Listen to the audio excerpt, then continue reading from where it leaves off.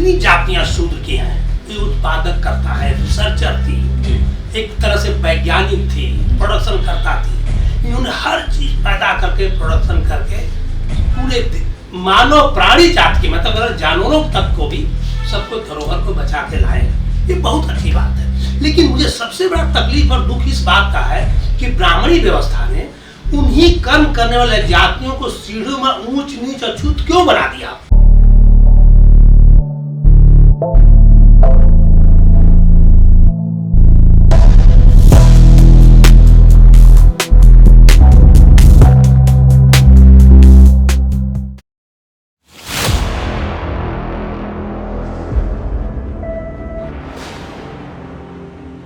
नमस्कार, आप देख रहे हैं न्याय तक और मैं हूं कुमार विजय। आज हम फिर से क्रांतिकारी नायक शूद्र शिवशंकर सिंह यादव के साथ अपनी तीसरी श्रृंखला लेकर के आ रहे हैं, जिसमें हम बात करेंगे उनकी रची हुई किताबों पर, जिसमें उनके तमाम सघन अनुभव हैं, जीवन से जुड़े हुए तमाम क्रांतिकारी विचार हैं। तो मैं एक बार पहले उनका पुनः अपने स्टूडियो में बहुत बहुत स्वागत करते हैं। नमस्कार। धन्यवाद, शुक्रिया, जय भीम दर्शकों को भी। तो आज हम आपसे जानना चाहेंगे, जैसा कि हमने पिछले 2 श्रृंखलाओं में आपसे आपके विचार, आपके जीवन पर तमाम बातें की, पर किसी भी रचनाकार का एक बहुत महत्वपूर्ण पक्ष होता है उसका लिखा हुआ जीवन, जो आपकी किताबों में दर्ज है। तो लेखक बनने का ख्याल कब आया और अब तक क्या कुछ लिखा है आपने, उसके बारे में हमारे दर्शकों को बताइए। देखिए, आपने बड़ा अच्छा सवाल आज कर दिया कि लेखक बनने की आपके दिमाग में विचार कब आया।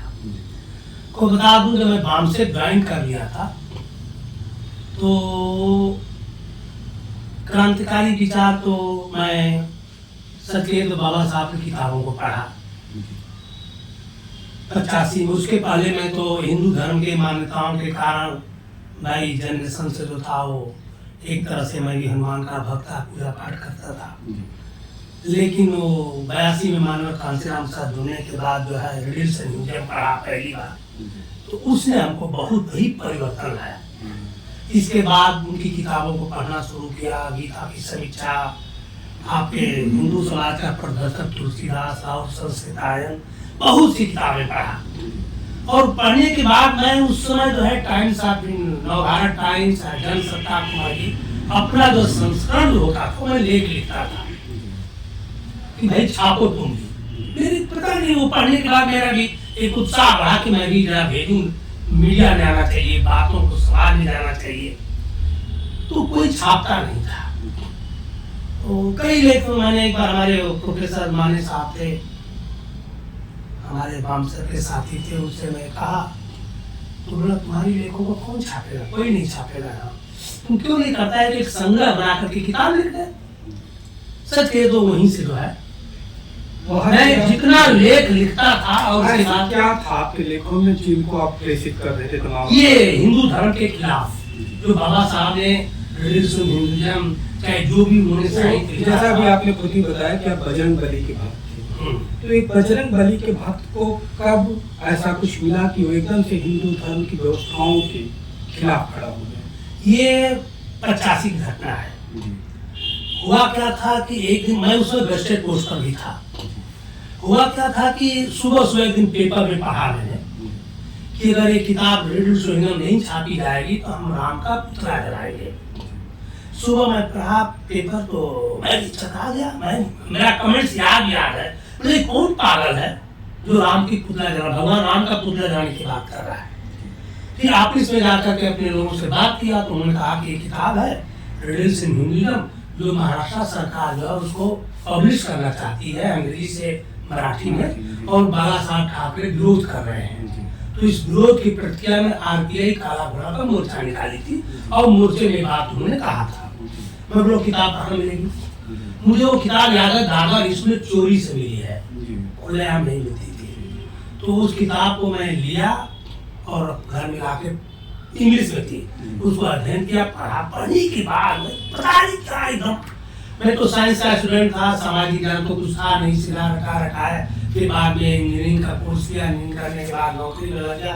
नौकरी में काम लगा, पहली बार मुझे ऐसी किताब मिली जो मुझे झकझोर दिया। फिर उस किताब को पढ़ने के बाद, मंथन करने के बाद, सच करता हूँ उसी दिन के बाद है, 2-3 दिन के बाद, जो हनुमान का जो घर में मंदिर था उसको उठा के बाहर में फेंक दिया। उसमें पूरा राम और कृष्ण के बारे में उन्होंने बकायदे बराबर सिस्टमेटिक बताया था कि ये इनका चरित्र है, बताओ कहीं से भी भगवान का रूप दिखता है। भगवान ने साफ साफ लिखा था कि इनका पैदा होने से मरने तक का ये चरित्र है, आपको कहीं भी लगता है कि भगवान के लायक है, ऐसा था उसका। और मैं भी वही, वो मेरे भावना में बार बैठ गई और मैंने तुरंत उसी समय, उसी दिन से मैंने देवी देवता भगवान से मुक्ति पा लिया। और आज बता दो 40-45 साल हो गए देख रहे सामने, तब से आज तक। चूंकि आपने तो एक पूरा गहन अध्ययन किया बाबा साहब अम्बेडकर के विचारों को लेकर के, तब आप मुक्ति पा लिया। अगर आप हमारे दर्शकों को बताना जो तमाम लोग किताबें नहीं पढ़ पा रहे हैं या नहीं पढ़ रहे हैं, तो उनको आप क्या बताना चाहेंगे कि हिंदू धर्म की जो ईश्वरीय व्यवस्था है, या जो राम का नायकत्व जिसके खिलाफ आप खड़े हो गए, या जो ईश्वर के खिलाफ आप खड़े हो गए, तो उसके पीछे कौन से दृष्टिकोण आपको मिला जिसने आपको ईश्वर के खिलाफ खड़ा कर दिया? दृष्टिकोण किया है कि सब, मुझे ऐसा लग रहा है कि ये किसी वर्ग को और किसी समाज को कुछ लोगों ने गुमराह करने के लिए, उनको शोषण करने के लिए, उनकी कमाई खाने के लिए एक तरह का षड्यंत्र है। मुझे ये लगा षड्यंत्र है, कुछ नहीं है, धर्म नहीं है, षड्यंत्र है।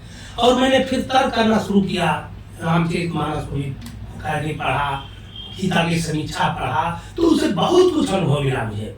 रामचरितमानस का भी आपको बता दूं कि मुझे कहीं नहीं लगा ये चीज सबसे मैं उस पर बहुत अच्छा एक लेख भी लिखा, हमारे मानवीय चेतना में एक लेख भी है, वो लेख मैंने मीडिया को डाला था, मुझे याद है, नहीं छापा किसी ने। मैंने लिखा था कि तुलसी के राम भगवान, मर्यादा पुरुषोत्तम या साधारण इंसान, पूरी रामचरितमानस की समीक्षा लिख करके मैंने दिया था, कोई नहीं छापा। तो उसको मैंने मानवीय चेतना पुस्तक में भी डाला हूँ। तो उसमें मैं पूरा देखा कि मैं यह वहां तक लिखा हूँ कि ये जो सीता की, तब मैं अपने परिवार के परिप्रेक्ष्य में भी जाके देखा कि जितना रामचरितमानस में जो मतलब परिवार का जो कलह था, आपके कैकेयी का, चाहे सुमित्रा का, चाहे दूसरों को बच्चे के बेटा तो तीनों का एक ही था, लेकिन एक दूसरे के विद्रोह में, एक दूसरे को जंगल में भेजने के बाद, अपने बेटे को राजगद्दी देने के बाद, फिर महाभारत में भी देखा छल कपट षड्यंत्र। मैंने पूरा अध्ययन करके ये पाया हूँ कि जितने साहित्य है उसमें सब जगह कहीं कोई छल कपट कर रहा है, कोई धोखेबाजी कर रहा है, कोई झूठ बोल रहा है, कोई अपना पराया कर रहा है, कोई अपने को ध्यान दे रहा है, दूसरे को तिरस्कार कर रहा है। ये पूरा कल्चर मुझे देख करके बहुत ही विचित्र लगा। और यही नहीं, फिर मैंने जो अपने बचपन में जो मेरे साथ घटा था, मैं पाया कि इसी का संस्कार है। एक चीज मैंने किताब में लिखा हूँ, एक चीज मैंने कि जब से राम ने सीता को छोड़ा है, उसके बाद ही हिंदू धर्म में औरत को छोड़ने की प्रथा लागू हुई। उसके पहले कभी नहीं पता चलता है कि नहीं किसी ने अपनी औरत को छोड़ा है। आपको ऐसा नहीं लगता कि आप हिंदू धर्म के आराध्य पर एक बड़ा आरोप लगा रहे हैं? नहीं, देखिए मैं आरोप नहीं लगा रहा हूँ, ये मानवतावादी दृष्टिकोण पैदा करने की बात कर रहा हूँ। अब जहाँ की छल कपट, इसका प्रभाव समाज पर कितना पड़ रहा है आप पूरे समाज में देख सकते हो। आप ये मैं इस लिहाज से कह रहा हूँ कि जिस राम को आप मनुष्य स्वरूप में देख रहे हैं, वो राम इस पूरे हिंदू व्यवस्था में सबसे महत्वपूर्ण ईश्वर के रूप में मौजूद है। और आज राजनीति के केंद्र में भी वो राम स्थापित है, उनको सेंटर में रख करके राजनीति की जाती है। खासतौर पर एक पार्टी पूरी की पूरी जो संघ की विचारधारा पर चलने वाली पार्टी है, उसने बार बार नारा दिया कि जो राम को लाए हैं हम उनको लाएंगे, फिर हम ले आए, इस्टेब्लिश किया। अलग बात है कि उसी अयोध्या में जहाँ उन्होंने राम मंदिर बनाया, जब संसदीय सीट हार गए तब से नाम लेना बंद कर दिया है। तो आप उस राम पर इस तरह का आरोप लगा रहे हैं तो ये कितना ठीक है? देखिए मैं राम पर आरोप जो उन्होंने लिखा उसी की बात कर रहा हूँ, हम अपने तरफ से कुछ भी नई चीज नहीं लिखा हूँ। आप बताइए कि राम पैदा हो रहा है एक खीर खाने के प्रवृत्ति से, चाहे जो भी है, वो टोटली अवैज्ञानिक है। फिर इसके बाद आगे बढ़ते हैं तो परिवार का ही झगड़ा है, तो इस परिवार के झगड़े से तमाम चमत्कारों की बातें होती रही, जैसे कुंती को सूर्य से बताया गया। वही बता रहा हूँ कि उनके परिवार में देखे कि 3 माताएं हैं, तीनों में आपसी कला है। इसके बाद वो फिर जंगल जाते हैं तो वहाँ जो है पूरा छल कपट जो है बाली और सुग्रीव का कम से कम दोनों भाइयों का झगड़ा मिटा देते, तो एक बिना पूछे दूसरे भाई को उसके जाने समझे बिना बाली का वध कर देते हैं। आगे चलते फिर मतलब वो पूरे राम के मानस में लेकर के शुरू से लेकर अंत तक मुझे कहीं भी अच्छा नहीं लगा है कि कहीं भी सत्य की और एक पराकाष्ठा पर, वैज्ञानिक दृष्टिकोण पर, मानवतावादी दृष्टिकोण कहीं दिखाया गया है। अब बाली का भी आपने दृष्टांत दिया, तो बाली के बारे में कहा जाता है कि अगर उसके सामने कोई आ जाता था तो उसकी आधी शक्ति बाली में समाहित हो जाती थी। तो इस भय बस राम हो सकता है उसके सामने जाने की हिम्मत नहीं की। तो इसका मतलब है कि रामचंद्र से बाली में बलवान था, जब उसको यही आशीर्वाद था कि आधी शक्ति चली जाएगी, तो आधी कैसे भी था, लेकिन राम से तो बाली था ना मजबूत, तो उसको आशीर्वाद मिला था। लेकिन अगर आशीर्वाद मिला चाहे ज्ञान मिला चाहे कैसे भी मिला, लेकिन राम से ताकतवर बाली तो था ना। बिल्कुल था। अभी तो छुप के मार रहे हैं और बोल कह रहा है कि मुझे पहले की तरह क्यों मारा। अच्छा, मैं इसी लिहाज से ये बात उठाया कि जब बाली की बात आई तो उसके चमत्कार पर कि ये क्या संभव है कि किसी की ताकत आदि किसी में समाहित हो जाए। नहीं, ये सब झूठा है। इसी सब से तो मैं निष्कर्ष पर गया ना, मैं तो इसी निष्कर्ष पर गया कि जितनी चीजें लिखी गई हैं वो टोटल अवैज्ञानिक है, तर्क विहीन है, टोटल का। तो मुझे तो कभी कभी ऐसा लगता है कि जितने साहित्य लिखे गए, बुरा मत मानना, ये लगता है कि गांजा और भांग पी करके लिखे हैं। लेकिन अब ढोल गवार शूद्र पशुनारी, नहीं, इसकी बात तो ठीक है, इसकी तो बहुत बात होती है, लेकिन जो तमाम लोग उस साहित्य के पक्ष में खड़े हैं वो अक्सर तुलसीदास के रचित हनुमान चालीसा में एक चौपाई है जिसमें वो सूर्य हनुमान जी सूर्य को खा जाते हैं, तो वहाँ 16 योजन पर भानु का जो दृष्टांत देते हैं तो उसको कहते हैं बड़ा वैज्ञानिक है। अगर आज भी जोड़ा जाए तो डिस्टेंस वही आता है सूर्य का। तो कहते हैं कि जब यहाँ जीरो का भी आविष्कार नहीं हुआ था तब तुलसीदास ने सूर्य की दूरी माप ली थी। बताइए, इस पर मुझे हंसी आती है। हंसी इसलिए आती है कि हमारे देश में पूरे विश्व में लाखों करोड़ रिसर्च है, ये तो मानेंगे।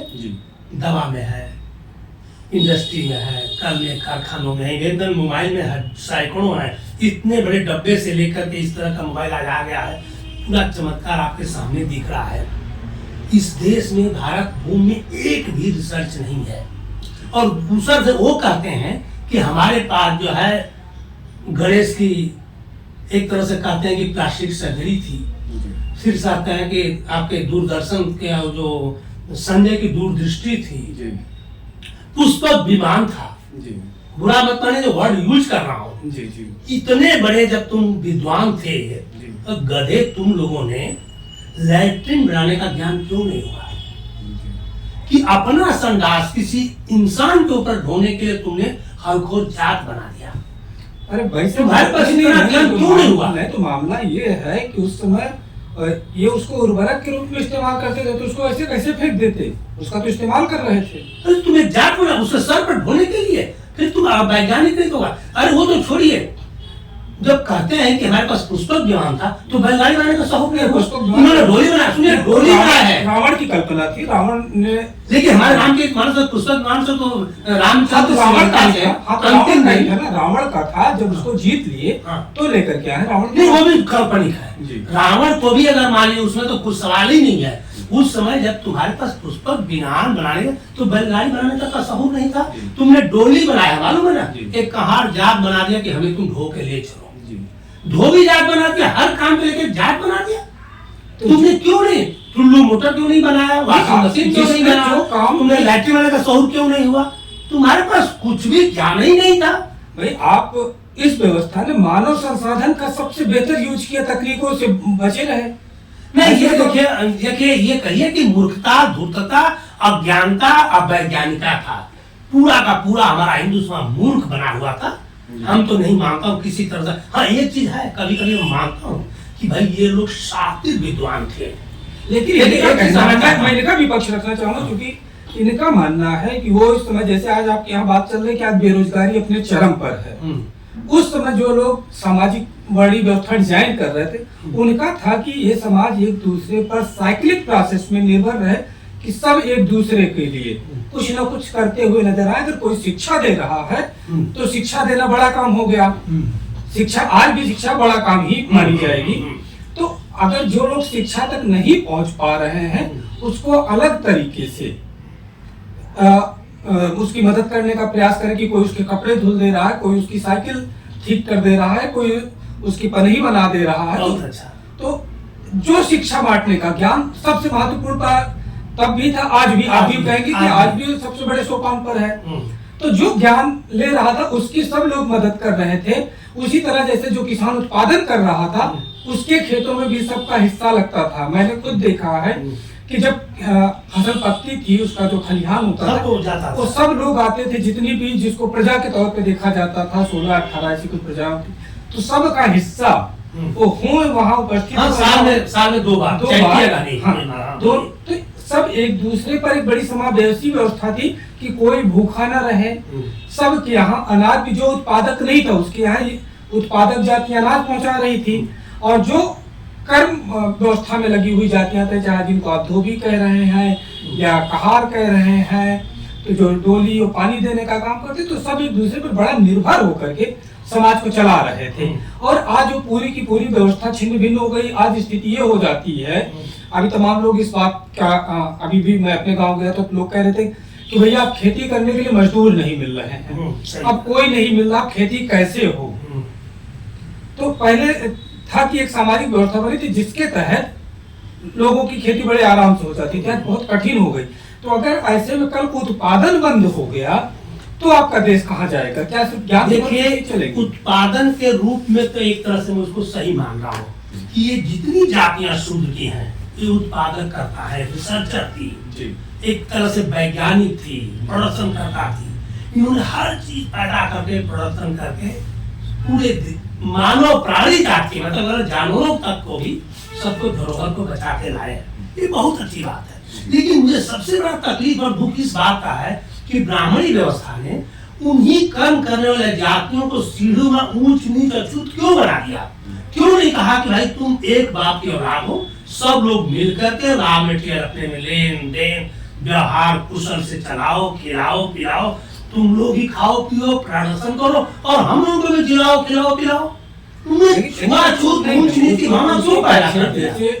मैं उनका भी पक्ष रखना चाहूंगा जो लोग छुआछूत की बात करते हैं। जो जीवन शैली में बदलाव हुआ, जैसे एक तरफ था जो शिक्षित व्यक्ति था, वो बड़े सारी हाइजीनिक चीजों का ख्याल रख रहा था कि वो बैक्टीरियल चीजें या जो उस तरह से है उनका यूज नहीं कर रहा, उनको अपने जीवन से दूर रखना चाह रहा। तो अपना जल भी पीता तो अपने पात्र को 3 बार धुलता था। ये प्रैक्टिकली हमने देखा है। और एक तरफ तमाम जातियां जो अपने कर्म के हिसाब से, जैसे कुछ लोग थे जो जानवरों का चमड़ा जिसमें हाइजीन के लिहाज से बड़ा निम्न स्तर का काम हो सकता है, ये तमाम उस तरह के कार्य थे जो हाइजीनिक नहीं थे और उनसे निकलते थे वैसे हाथ में धुले और जल पी लेते थे। तो इस वजह से कि अलग अलग जो सांस्कृतिक माहौल बनना शुरू हुआ, उसमें एक दूसरे से खुद को अलग रखने लगे, उसके साथ मतलब सामान्य नहीं हो पाते थे कि उस जीवन व्यवस्था के साथ वो जी नहीं पा रहे थे। आज वो इकोनॉमी में वो दिखता है कि एक कल्चर बन रहा है जो आपका 5 स्टार का है, वो आपके साथ ये तमाम मतलब जो और निचले समाज के लोग हैं, उस जाति में कुछ भी हो सकता है कि उनके कल्चर के साथ फिट नहीं बैठता, उनके साथ बैठ के भोजन नहीं कर पाता। तो अंतराल एक फिर आज भी दूसरी तरीके से बढ़ रहा है। आज उसको इकोनॉमी तय कर रही, पहले उसको जाति ने तय किया था। तो अंतराल तो हर समय बना हुआ है, इसको कैसे? नहीं, ये देखिए, मेरा जहाँ तक आकलन जितने में स्टडी किया हूँ मनुस्मृति को और धार्मिक और हिंदू धर्म के स्ट्रक्चर को देखा हूँ, तो उसमें पूरा जो है षड्यंत्र लगता है कि ब्राह्मण, क्षत्रिय और वैश्य ये तीनों मिलकर आपस में समझौता किए हैं। समझौता ये है, और जो शूद्र जो 85% जो कर्म करने वाले जातियां थे, उनको जानबूझ कर एक सीढ़ी नुमा ऊंच नीच बना करके कई हजार टुकड़ों में बांट दिया गया। इसलिए बांटा गया है कि अगर एकत्र हो गए, एक साथ हो गए, तो हमारे ऊपर कहीं आघात न करें, अटैक न करें, कहीं में स्वाभिमान न जाग जाए। ये विचारधारा तो मनुस्मृति से साफ साफ झलकता है कि इन्होंने जानबूझ करके समाज को बांटा है कि एक न होने पाए। ये जरूरी सवाल आ रहा है कि जो ये वर्णिक व्यवस्था है, इसमें जो प्रोडक्टिव जातियां हैं, यादव, पाल, पटेल, इस तरह की जो जातियां हैं, मौर्य, इनको आप किस वर्ण में रख रहे हैं, वर्णीय व्यवस्था में किस पायदान पे रख रहे हैं? हमको सभी को जो कर्म करने वाले लोग हैं, जी, कर्म करने वालों को ही शूद्र कहा गया है। जो कर्म नहीं करता है, लेकिन ये जातियां, हाँ। ये इनको तो कभी भी वर्णीय व्यवस्था में अस्पृश्य नहीं बनाया गया, जबकि सबसे ज्यादा, अगर आप चाहे जातीय स्तर पे कहेंगे, ब्राह्मण हो या क्षत्रिय हो या वैश्य हो, सब इनसे जुड़े रहे। चाहे इनके प्रोडक्शन को बेचने का काम वैश्य करता रहा, चाहे इनके ही अनाज से यज्ञ हवन ब्राह्मण का भी होता रहा, इनका ही घी दूध रहा, और कभी इसको अस्पृश्य नहीं माने, इनका दूध दही सब कुछ खाते रहे। क्षत्रियों ने भी इनके साथ तमाम बार इनको भी अपने साथ लेकर के युद्ध और लड़ाइयाँ लड़ी। तो आप और कई जगह पर, चाहे मौर्य साम्राज्य की बात हो, चाहे आपके देवगिरी में यादव साम्राज्य की बात हो, यहाँ तक कि शिवाजी की माता जी जीजाबाई भी यादव जाति से थी।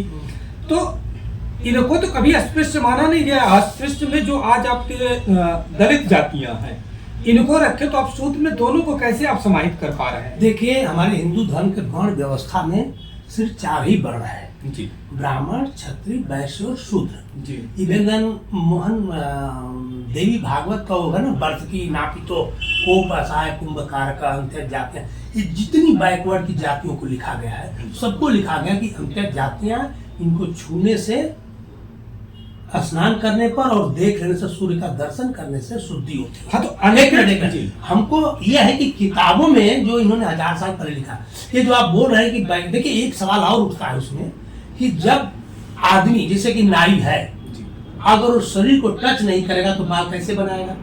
काम तो छोटा है, लेकिन उसको अब छूत बना दिया कि छुएगा ना तो काम कैसे करेगा? दूध का है, अगर दूध छू के नहीं देगा तो कैसे बना देगा? तो जो काम छू के करने लायक था, जो उन्होंने देखा कि हमारे फायदे की चीज है, अगर जब तक हमारे घर में नहीं आएगा, हमें छुएगा नहीं, हमें पैर नहीं दबाएगा, तब तक ये, तो उनको छूत बना दिया। ये फूले ने इसको 2 भाग में कटराइज किया है, एक छूत शूद्र और एक अछूत शूद्र। ये फूले की देन है।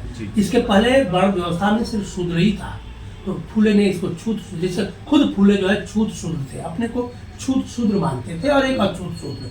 तो जिनको दूर रह करके काम करवाना था उनको अछूत कर दिया, और जिनको सटा के काम कराना था, एक घर वाली और बाहर वाली, काम करने वाला जो होता है ना, एक घर वाली और एक बाहर वाली, इस तरह से घर वालों को छूत कर दिया और बाहर वालों को, लेकिन सबको एक समान। मुझे ये चीज याद है, आज भी बता रहा हूँ मैं बचपन का याद। मैं संस्मरण कराऊंगा, आप उसको बिल्कुल करिएगा, लेकिन ये जाति वाला जो प्रकरण है, इसको थोड़ा सा मैं क्लियर करना है। अच्छा, आपने कभी मूस खाया? नहीं। कभी मरे हुए जानवर का चमड़ा निकालने का काम किया है? नहीं। ये भी तो आप कर सकते थे, क्योंकि तमाम जातियां जिनको अस्पृश्य रखा गया, वो मूस खाती थी, चूहे खाती थी, कछुआ खाती थी, और मांस खाते थे। और तो क्या आप नहीं कर सकते थे? आप क्यों नहीं कर पाए कभी? नहीं, हमको काम नहीं लगा। देखो, हिंदू धर्म व्यवस्था में सबको एक काम बांटा गया था, आपको उसी का, यहाँ तक कि भागवत गीता में भी लिया है कि हर वर्ण को अपने ही जात का काम करना है, अपनी जात से बाहर काम करता है तो अधर्म कर दिया गया है। यहाँ तक के लिखा है, तो वही यहाँ तक कर दिया गया है कि एक शिक्षित ज्ञानी आदमी को, शूद्र को उसके काम से विचलित नहीं करना चाहिए, वो भी अपराध माना है। तो हमारा ये कहने का मतलब, इन्होंने वर्ण व्यवस्था में। अच्छा, दूसरा आपने चमड़े की बात कर दिया, मांस की बात। मैं अपने रिसर्च जब कर रहा था गांव में कि शूद्र को नीच दुष्ट पापी क्यों कह रहे हैं, तो लोगों का उसी से मुझे मालूम पड़ा। ब्राह्मणों ने कहा था कि भाई शूद्र, मैंने पूछा था सवाल कि भाई शूद्र को नीच अछूत क्यों कहते हो? तो उन्होंने कहा कि चमार लोग मरे हुए पशुओं के मांस खाते थे, इसलिए हम उनको अछूत मानते थे। मैं इस सवाल जवाब दिया हूँ कि भाई मैं तो पढ़ा हूँ तुम्हारी की धार्मिक पुस्तकों में कि ब्राह्मण जो है जिंदा गाय गोरू भैंस को, गाय घोड़ों काट के खाता था। तो जो जिंदा काट के खा रहा है वो ज्यादा पापी अधर्मी हुआ कि जो मरा हुआ पशु खा रहा है वो पापी हुआ? तो उस तरह से तो ब्राह्मण ज्यादा पापी दुष्ट हुआ। अहिंसावादी हुआ ना, पाप का नहीं था, अहिंसावादी तो हुआ। अहिंसा का भी नहीं है मामला। हाँ। मामला जो हाइजीन का है, जब कोई भी मांस जब मरे हुए का सड़ने लगेगा, मांस तुरंत सड़ना शुरू हो जाता है। तो सड़े हुए मांस में बैक्टीरियल इन्फेक्शन के बहुत सारे भाव हो सकते हैं, उससे इन्फेक्शन होना है। अगर आप बहुत उसके हैबिचुअल नहीं हैं तो आप इन्फेक्शन का शिकार हो जाएंगे, और जो ताजा मांस है वो इन्फेक्टेड नहीं होता है, तो उससे इन्फेक्शन का शिकार नहीं होंगे। तो अपने आप को इन्फेक्शन से बचाने का मामला है। देखिए, ये आप जो आज कह रहे हैं हाइजीन, इन्फेक्शन, इन मूर्खों को कहाँ इसका ज्ञान था यार? क्यों? तो जिनको उनको ज्ञान ज्ञान नहीं था, उनको तो जिनको सिर्फ ज्ञान था, बांटना था, वो उससे बचना चाहते उनको। थे। आप बताइए कि बात आई, आप एक ऐसा समाज था जी। महाराष्ट्र के पूना के पेशवाई समय, जी जिनको गले में आप कहो कि हंडी बांध दो और पीछे झाड़ू। अब बताइए इसमें क्या हाइजेनिक है और क्या है कि जिसको गले में और हाथी बात, उससे आप काम भी नहीं करा सकते हो। तुमने तो एक वर्ग का पूरे कर्म को ही खत्म कर दिया। हाँ। तो वहां एक कर्म को खत्म मतलब ये नहीं था, सबसे इतने बंटवारा करो, इतना बंटवारा करो इस समाज को, इतना नीचे तक ले जाओ कि टुकड़े टुकड़े में बटे रहे। इनका देखिए वो जो ज्ञान हाइजेनिक का और इनके मूर्खों को कहाँ वो सब ज्ञान था यार? इनको सिर्फ समाज को बांटने का ज्ञान था, अस्पृश्य इनको कमजोर करने का ज्ञान था। अस्पृश्य उन्हीं को बनाए जिनकी पूरा जिनका जो कर्म जो था, कहीं न कहीं जैसे शूद्र में सारी जातियां अस्पृश्य नहीं हुई, वो जातियां अस्पृश्य हुई और उन जातियों से अदर शूद्र भी जो रहे वो भी अस्पृश्यता का भाव रखते रहे। वो कर्म जो जिनका था गैरहाजिरी, जैसे यादव भी आज भी जमादार के साथ नहीं भोजन करता है, आज तक जो है नहीं करता है। वो भले संवैधानिक तौर पर सबको हक दे दिया गया बराबरी का, लेकिन जो मानसिक तौर पर तैयार होने की बात है, जो कई लेयरों में मस्तिष्क में बैठी हुई है, कुछ जो चित्रण होता है कि जमादार के कर्म का, उससे जो विरक्ति का भाव उसके मन में पैदा होता है, उसको साथ नहीं बैठने देता। या पाल पटेल भी उसके साथ नहीं बैठते। इवन की उसमें भी कई लेयर पे जातियां हैं, यहाँ तक जिनको आप चमार कह रहे हैं वो भी जमादार से अपने को उच्च मानते हैं। तो सरोज जातियां चमार से अपने को उच्च मानती है, वो एक दूसरे के यहाँ वियोजन नहीं कर रहे हैं। तो ये हर जाति अपने हाइजीनिक लेवल को एक दूसरे से ऊपर रखते हुए सब एक दूसरे नीचे वाले का त्याग करते जाते हैं। तो ये स्ट्रक्चर उन्होंने बनाया कि जो जितना स्वच्छ है, कर्म जिसका स्वच्छ है, उसके साथ उतना करीब का रिश्ता रखा गया। जिसका कर्म जो था वो अस्वच्छता वाला था तो उसको अस्पृश्य करार दिए। नहीं, देखिए कर्म का आधार नहीं है, हम अस्पृश्यता का आधार कर्म का नहीं है, बंटवारा का है, असंगठित करने का है, इनमें एक दूसरे में दुश्मनी पैदा करने का है। बटे ना, टूटे रहे, अपने में बिखराव रहे, अपने में मिले न कभी। ये इसके साथ हाइजीनिक का, स्वच्छता का कतई नहीं दिखाई देता है। आपको मैं पहले बता दिया कि ये उन्होंने ऐसा सिस्टम बनाया है कि हर जाति, इसलिए मैं इसको जो है ब्राह्मणवाद की बीमारी कहता हूँ। आपने तो पूरा बीमारी को आपने बता दिया, उसी बीमारी को मैं ब्राह्मणवाद कहता हूँ। और ये बीमारी इसलिए ब्राह्मणवाद है कि ब्राह्मणों को ज्यादा पोषित और शोषित है। तो ये इन्होंने सिर्फ बंटवारा किया। हमें मुझे याद है दोबारा है कि मैं अपने बचपन में याद किया हूँ, जब एक पंडिताइन हमारे घर में आती थी तो हमारी माँ जो थी, आपको बता दूं, मैं देखा था अचरा जो है ऐसे साड़ी का अचरा पकड़ती थी और ऐसे करके उसका पैर छूती थी। मतलब ये हमारे यादों को भी था कि पंडित जी का शरीर न टच हो, उनका पैर भी छू ले, आशीर्वाद भी ले ले, कि वो शरीर टच न हो। इतनी अप्रसन्नता सबके साथ थी। नहीं तो वो अप्रसन्नता ये मत कि गली चमार के साथ थी, हर जातियों के साथ। मैं तो कह रहा हूं अपने मतलब के लिए था, सिर्फ अपने स्वार्थ के लिए। जो क्रम बना हुआ था, हर एक नीची जाति के साथ अस्पृश्यता बढ़ती है, सबकी लेयरिंग अलग थी। तो वही तो अपराध है ना, वही तो अमानुष है ना, वही तो हिंदू धर्म का कलंक है ना, उसी को धोना है, उसी को तो खत्म करने का मिशन है। तो ये